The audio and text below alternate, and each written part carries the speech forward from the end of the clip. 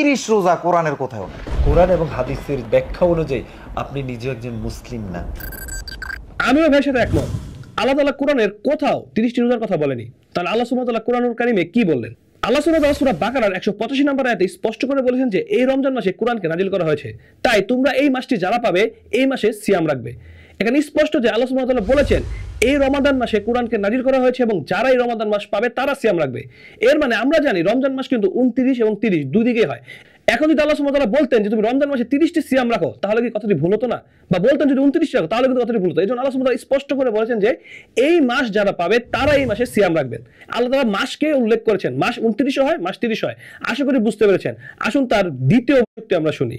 আগে রোজা কি বুঝতে হবে, এখন আপনার সিরকি মিগুলা কত কষ্ট করতেছে আপনার পেটের ভিতরে না খাইয়া। রোজা কি আগে সেটা বুঝতে হবে। আপনি কিয়ামতের মাঠে এই সিরকি মিগুলা যদি দাঁড়ায় কয় খোদা আমি হোসাইনের পেটে ছিলাম কাকরাইলের মোড়ে, কত সুন্দর সুন্দর খানা দেখছে, এ খায় নাই আমগরে কষ্ট দিছে, আপনি কেমনে জান্নাতে যাবেন বলেন তো সৃষ্টিরে কষ্ট দিয়া? এই ভাই স্পষ্ট করে বললেন যে জীবকে কষ্ট দিয়ে কোন প্রকার ইবাদত আল্লাহ পছন্দ করেন না। তাহলে ভাই আপনাকে আমি স্পষ্ট করে বলতে চাই, আপনি কি তাহলে কুরবানি দেন না? কুরবানি কি আপনি কি অস্বীকার করেন? আপনি কি মুরগি খান না? আপনি কি মশা মারেন না? তাহলে এই কথাগুলো দিয়ে আপনি কি বোঝাচ্ছেন? অবশ্যই আপনি জাতিকে ধোঁকা দিচ্ছেন এবং নিজে হিসাবে জাতির সামনে চিহ্নিত হচ্ছেন। এবং আপনি আরেকটি বিষয় বলেছেন যেটার উত্তর আমরা এখন দিব। এখন আসবে হাদিস। হাদিস আসছে নবী দুনিয়ার থেকে বিদায় নেওয়ার 250 বছর পরে।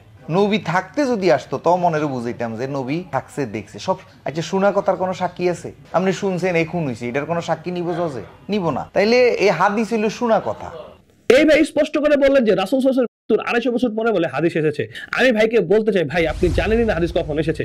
হাদিস কিন্তু রাসূল সাল্লাল্লাহু আলাইহি ওয়াসাল্লামের যুগ থেকেই ছিল, সাহাবীরাই হলো হাদিস। কারণ রাসূল সাল্লাল্লাহু আলাইহি ওয়াসাল্লাম যেটা বলেছে এটা সাহাবীরা শুনেছেন। মানে আমি একটা কথা বলছি, এটা আপনারা যেমন শুনছেন, শুনে বলছেন আলাইন ভাই এরকম কথা বলেছে, এটাই হলো হাদিস। এবং হাদিসের যে সিলসিলা কিভাবে হাদিসগুলো কালেকশন করা হয়েছে সেটা যদি আপনি দেখেন, এখানে চুল পরিমাণ সন্দেহ করার অবকাশ নেই। এবং আপনি 250 বছর পরে যে হাদিসের কথা বলেছেন সেটা বুখারী মুসলিমের কথা আপনি হয়তো এখানে উল্লেখ করতে চেয়েছিলেন। এটা তো লিখিত হয়েছে বুখারী মুসলিম 250 বছর পরে, কিন্তু হাদিস কিন্তু শুরু থেকে ছিল। এই বিষয়ে আসুন আমরা হাদিস মানবো নাকি কোরআন মানবো, বা কোরআন থাকতে থেকে হাদিস মানা যাবে কিনা, এই বিষয়ে আমরা আলেমদের নিকট থেকে বুঝে নিই। এক ধরনের লোক গজাইছে আমাদের সমাজে, এরা হাদিস অস্বীকার করে, ইনিয়ে বিনিয়ে বলে যে এটা তো হাদিস কোরআনে নাই। আরে ভাই, কোরআন তুমি কোত্থেকে পেয়েছো? যাদের কাছ থেকে কোরআন পেয়েছো সেই সাহাবীরাই তোমাকে হাদিস দিয়ে গেছে।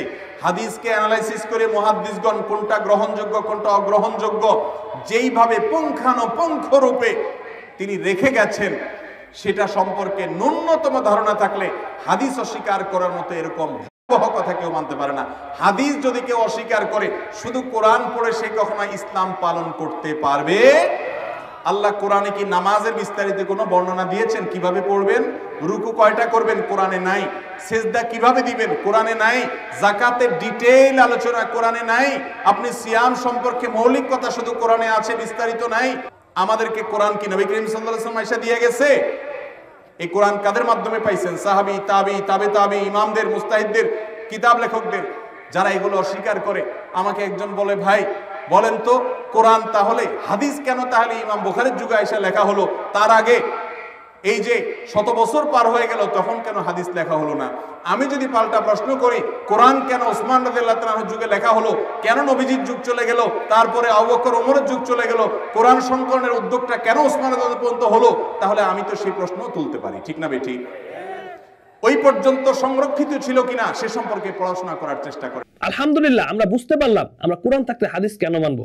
এবং এই ভাইকে আমার অনেক কিছু বলতে ইচ্ছা করছিল, বাট ওনার যে সাক্ষাৎকার নিয়েছে উনি আমার মুখের কথাটি কেড়ে নিয়ে বলে দিয়েছেন। আলহামদুলিল্লাহ, আসলে সাক্ষাৎকার যিনি নিয়েছেন তার বক্তব্য শুনতে শুনতে এই ভিডিওটি আমরা শেষ করি। এই ভুল ব্যাখ্যার কারণে এই হিসাবে তো আপনি মুসলিম থাকতে পারেন, এবং অস্বীকার করার কারণে আপনি তো একজন কাফের হয়ে গিয়েছেন, মুসলমানের জায়গায় নেই। আপনার দৃষ্টিতে যদি আমি কাফের হই, শোকর